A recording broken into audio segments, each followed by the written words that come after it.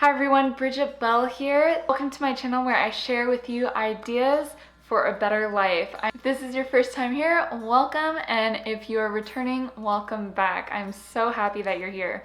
In this video, I'm going to be talking about something all of us have most likely dealt with at one point in our lives, and that is hate.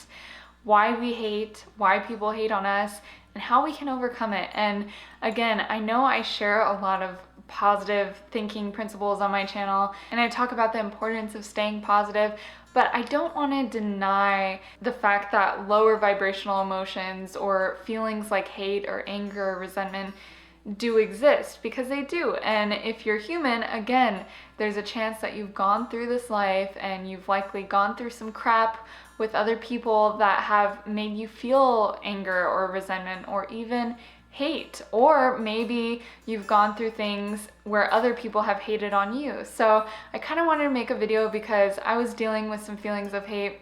I was thinking about the past and like kind of feeling angry towards certain people. And then being a YouTuber, I've also been on the receiving end of hate. So I thought it would be a good opportunity to make a video about this, talking about why it is that we hate and what are the antidotes or what we can do to overcome that hate. So without further ado, here are a few of the reasons why we hate and what we can do to overcome that hate. Reason number one is we hate because people have taken advantage of us, or we hate because we're hurt. Maybe somebody's done something to you that you felt was unfair or immoral or just completely wrong, and as a result, you feel like you hate that person because they truly hurt you on a really deep level. That's totally understandable. The second reason why we may hate someone or why someone may feel hate towards us is that we hate people who have something that we don't have, or they have something that we want and we feel like we can't have it. So in other words, we hate or feel like we hate people that we're jealous of. And I made a video on how to overcome that jealousy in my video called The Number One Emotion That Is Preventing You from Manifesting, and I'll put the link to that below if you're interested in watching it. But a lot of times when we see people have things that we don't have or that we want to have and we think we can't have, we feel, a certain amount of hatred or disdain towards them. Again, also totally normal, but it may also explain why someone may be hateful towards you for no reason, no apparent reason. You may have something that they want. The third reason why we hate or why people hate on us is because we hate things or people that we don't understand, or we hate things that are different than us. And I think the reason for this, at least in my own personal experience, in dealing with people who have been hateful towards me for my beliefs, I think people who believe things that are different than you can often see you as a threat or your beliefs as a threat, because the unknown makes us uncomfortable. When we don't understand something, our reaction may be like, oh no, I don't want that, I'll push it away. Or even in extreme cases, we may hate it because we don't understand it, or because it's different than what we're used to. So we may hate something, or someone may hate on us just for being different or misunderstood or not understood. The fourth reason why we may hate, or why people may hate on us, is because we hate people who are weak. And a lot of times the reason for this is because we are rejecting the weakness that we feel in ourselves and projecting it onto someone else. Anything that we see in someone else that we hate or dislike is often something that we have ourselves, but we're rejecting, and weakness can be one of those things. Number 5, we hate because bad intent. We hate people who are immoral, and sometimes that person may not even have bad intentions, but they may be misunderstood. Or they may be labeled immoral because we don't understand them. So they may actually be immoral and have bad intentions, and so we hate them for that reason. This brings me to my next point, which is that we can often hate because it feels good. It gives us a sense of superiority to label someone as less than because we're placing these judgments on them, and because they're somehow different than us or worse than us, and therefore we hate them. And it feels good to us because it lifts us up while bringing the other person down in our eyes. So those are all reasons why I think that we can hate, or that people can often hate on us. Now, how do we overcome these feelings of hatred? Well, here are the solutions to those reasons of why we hate. The first solution to why we hate people who have hurt us or taken advantage of us is forgiveness. I know people talk about forgiveness a lot, but forgiveness is a lot harder when you're going through something personally than when you're just talking about it.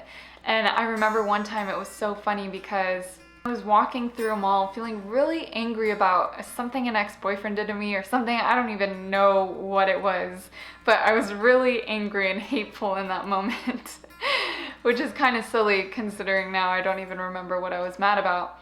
And I was walking through the mall and I saw on this big sign right in front of me, I just was looking down feeling so angry, like I hate him. And I looked up, and on this sign it was a quote by Martin Luther King, and it said, "Darkness cannot drive out darkness, only love can do that. Hate cannot drive out hate, only love can do that." And I just immediately had to laugh because I was like, wow, what a sign, from the universe, from God, for me to just be wallowing in this hatred and this anger, and then to see, your hate's not gonna do anything. You can let that hatred eat you up, or you can choose to let it go. And something that you need to realize is that if somebody has hurt you or taken advantage of you in some way, hating that person is not doing anything to that person. In fact, hating that person is only hurting you. And there's a quote often misattributed to Buddha. I'm not quite sure who said it, but it's really good. And it's, refusing to forgive someone is like drinking poison and expecting the other person to die. That is so powerful. And especially with all that we know about how our thoughts and our emotions affect our physical body, it really is true. It's like hating someone, being in those really low vibrational negative emotions is literally killing you. It can raise your blood pressure and lead to things like heart disease, stomach problems, digestive issues, depression, a whole slew of health problems just from being in the state of hate. So if you want to live freely from this hate, you have to forgive, you have to let go, you have to move on and recognize that your hate is not hurting anyone but you, and that it is your choice on whether you want to stay in that hatred or whether you want to move on and let go. Second antidote to overcoming hate, in the case of hating people who have something that we want or that we feel that we can't have, is gratitude. There's a quote that says, "Comparison is the thief of joy." I can certainly attest that that is so true. There's been times where I am feeling happy about my life, I'm feeling good about the direction that I'm going, the decisions that I'm making, and then I go on social media and I see all these other people who are doing things that I want to do, or who are, moving along faster in their life than I'm moving, and I start comparing myself, and before I know it, I go from being full of joy and super happy to being miserable. So the antidote to this is to feel gratitude, and to feel gratitude for everything that you already have in your life, whatever it may be, whether it may just be the fact that you have eyes and ears to be watching and listening to this video right now, that you have a computer to be watching it on, that you have a roof over your head, whatever the case may be, there is always something to be grateful for.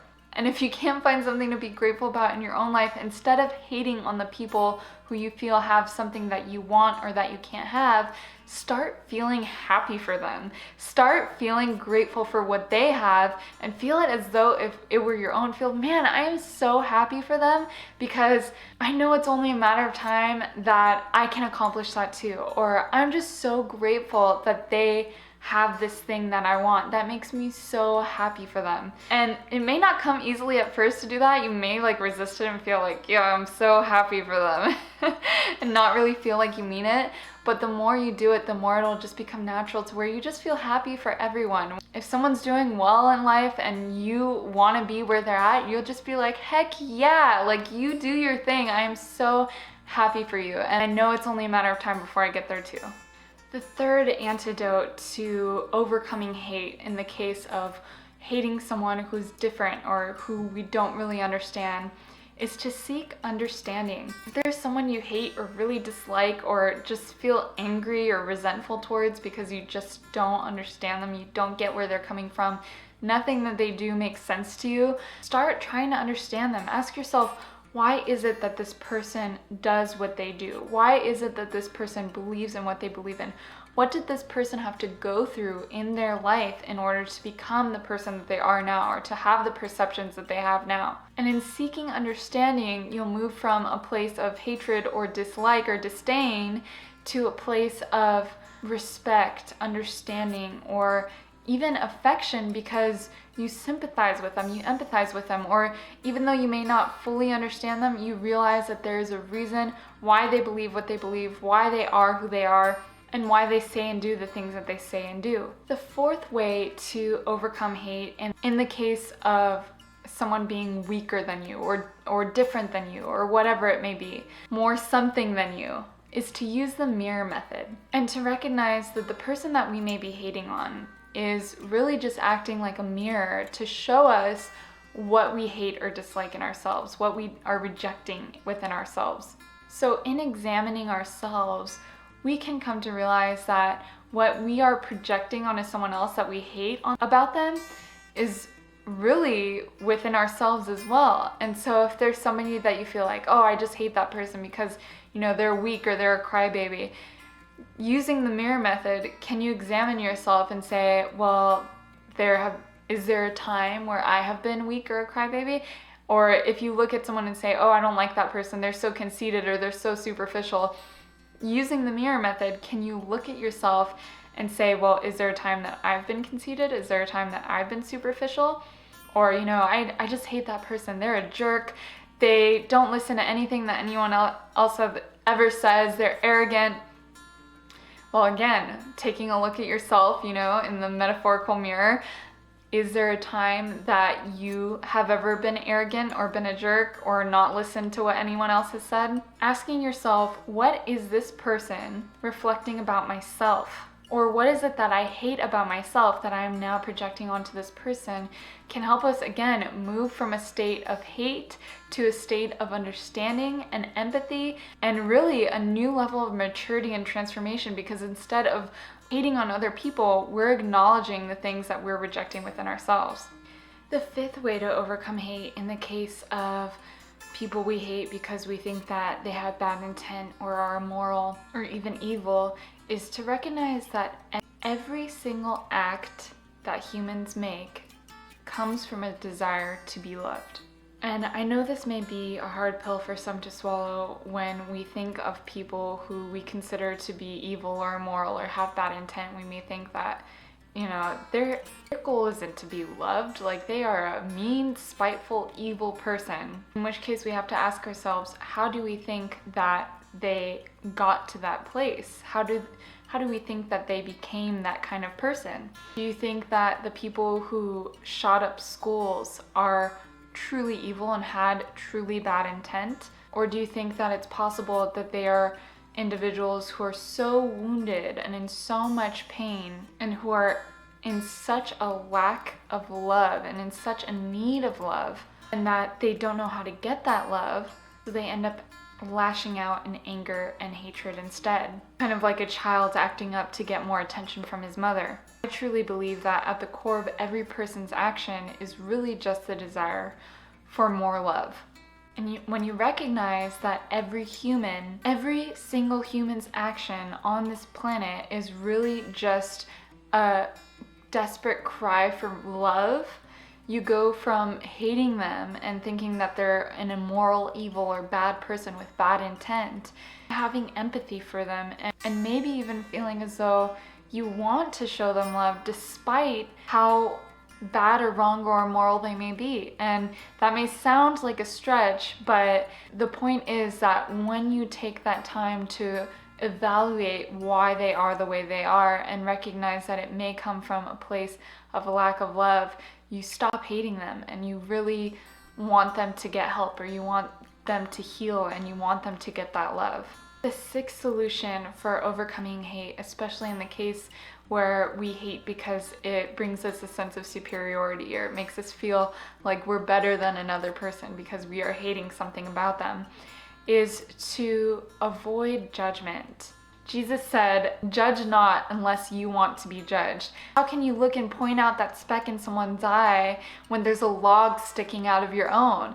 Bob Marley said something similar when he said, "How can you point the finger at me before your hands are clean?" It can be so easy for us to label what is immoral or what is wrong in others before looking at ourselves and examining what areas of our lives may be immoral or wrong. And my suggestion to you would be to try not to see the world as so black and white, this is wrong, this isn't wrong. Some people believe that it's wrong to eat animals and that it's wrong to eat meat because you're taking the life of an animal, while other people see nothing wrong with that whatsoever. Some people think that the death penalty should be something that criminals who are murderers should get, while other people may believe that no life should be taken regardless of the circumstances.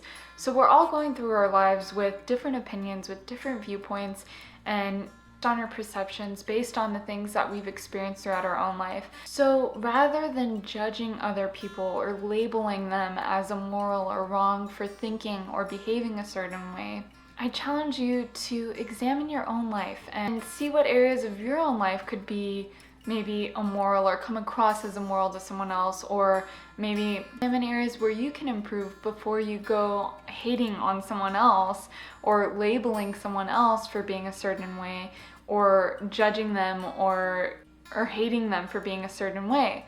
Doing this will not only help you avoid hate towards other people, but it will help you grow and improve as a person and grow in your empathy and understanding and communication with others. So that is all for this video. I hope you enjoyed it. If you did, please be sure to give it a thumbs up, share it with someone or a group of people who you think it might benefit, and subscribe for more videos.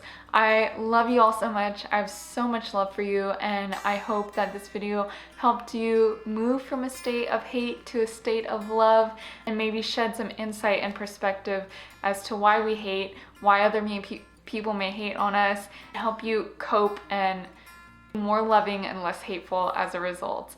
That is all for this video. Until next time, I wish you a phenomenal week. Take care.